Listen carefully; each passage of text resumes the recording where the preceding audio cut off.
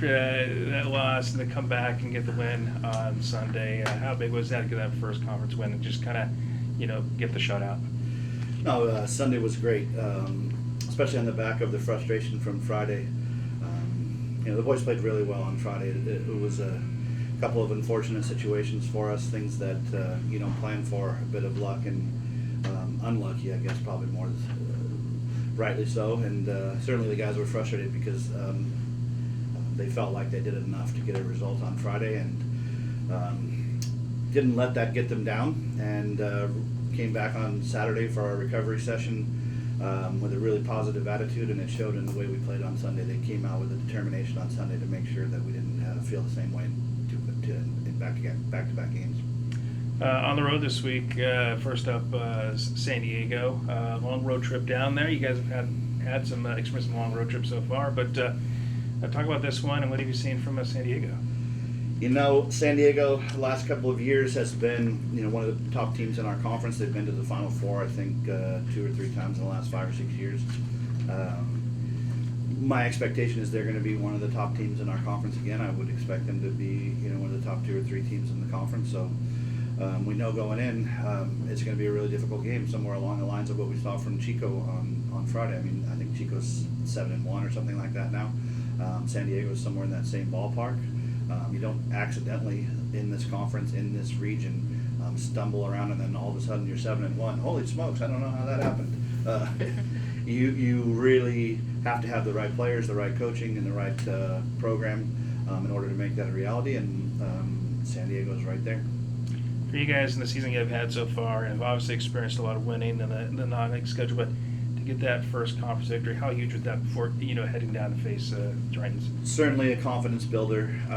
The guys have played well for the most part all season, and we had a couple of moments here and there, and some frustration that we could point to in a couple of different games in the past. But really, I would say of the 8 games that we've played so far, it was really probably only 2 of those games. The rest of the games we've had this season is mostly positive, mostly moving forward, and mostly doing the things that we want to do and build towards. So anytime you get on a 2 or 3 game losing streak, those questions and those doubts start to creep in, and you wonder, is this or that. So the Sunday win was huge.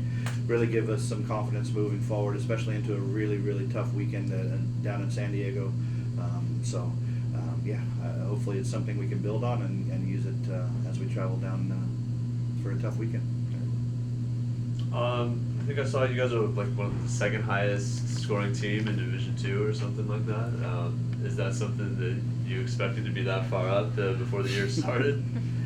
I'd like to say yeah, but no. I mean, all we do is work hard in the different aspects of our game, and if it clicks and we manage to score the goals, then ultimately we get the results that we're looking for. And if we get some accolades along the way, great. I mean, at the end of the day, what we're looking for is that final results of each game, and then also the end of the season mark, and having a successful season, getting into the conference tournament, and having a chance to go on to postseason. If along the way you get a few bonuses, it's great, but it's not what we're shooting for at the beginning of the year.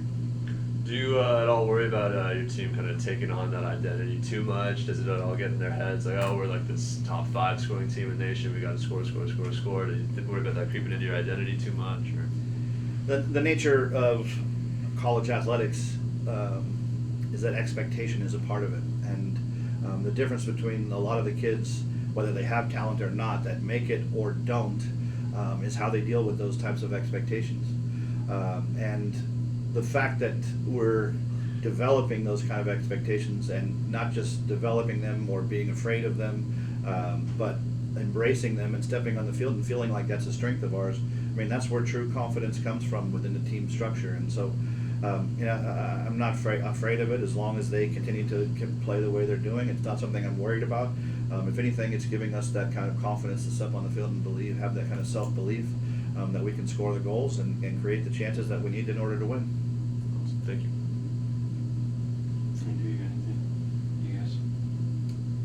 I guess just one question that I kind of had specific to the game on Sunday. After Nicholas Falco scored his first goal of the season, first goal in college, he ran over the team, jumped into all of them. What was that moment like? just for the team as a whole?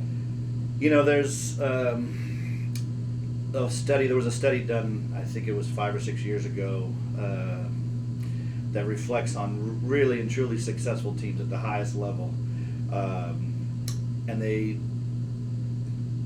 looked at statistics of how they celebrate and how they react as a team when they score goals.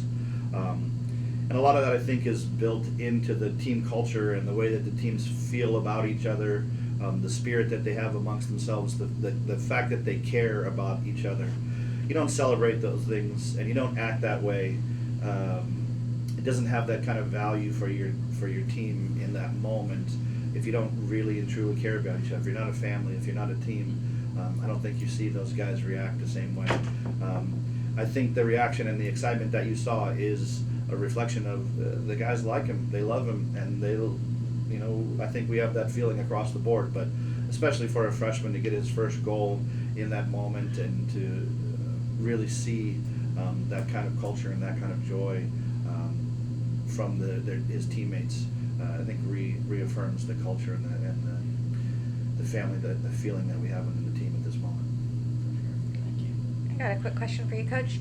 You got goals from people like Zay, Devin, and like we were talking about, freshman Nick Falco. What's it like seeing that execution come from all levels of your players, old and new? Yeah, I mean, it's one of those things, like I said, in the past when we were talking about the number of guys that were scoring, it's not something that you set out to be in the season and say, oh, I hope, half of my team scores goals. We just hope that we are able to score the goals, and where they come from is where they come from. But I think, again, to reflect on the culture, I think it shows that the guys are comfortable, the guys believe in each other, they believe in themselves, and they give that kind of self-belief to each other, which is why you see even some of the younger guys stepping up and contributing and scoring goals this season, and we really have a wide spectrum of guys that are contributing. Certainly we have a couple of key guys that are creating and scoring a lot of the chances, but beyond them, there's quite a few guys that have 1 or 2 goals each, and I think it's again reflection of our culture and the family feeling we have within our team.